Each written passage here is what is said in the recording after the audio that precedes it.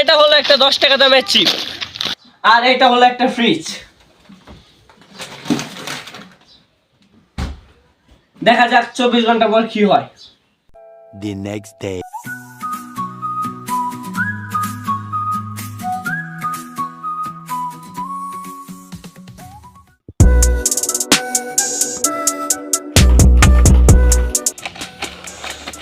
আর 24 ঘন্টা রাখা হয়েছে ফ্রিজের ভিতরে, 24 ঘন্টা রাখার কথা আছে, সেক্ষেত্রে 48 ঘন্টা রাখছি।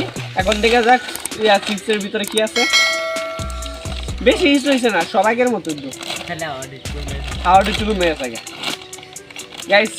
চিপসের ভিতরে কিছু হয়েছে না, দেখেন গাইস, বেশি কিছু হয়েছে না চিপসের ভিতরে। চিপসের উপরটা এখনো ঠিক হয়ে আছে গাইস। গাইস দেখছেন, এখন দিয়ে এটাই করে খতম গাইস। চিপসটা কিন্তু ঠান্ডা অনেক, অনেক ঠান্ডা ঠান্ডা বেশি না, স্বাদে দিচ্ছে, স্বাদ তো আগের স্বাদই,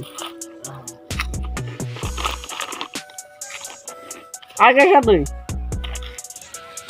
আচ্ছা গাইস, এরকম ভিডিওটা ভালো লাগলে লাইক করবেন, সাবস্ক্রাইব করবেন। দেখা হবে নেক্সট ভিডিওতে। ভালো থাকবেন, সুস্থ থাকবেন, টাটা, বাই বাই।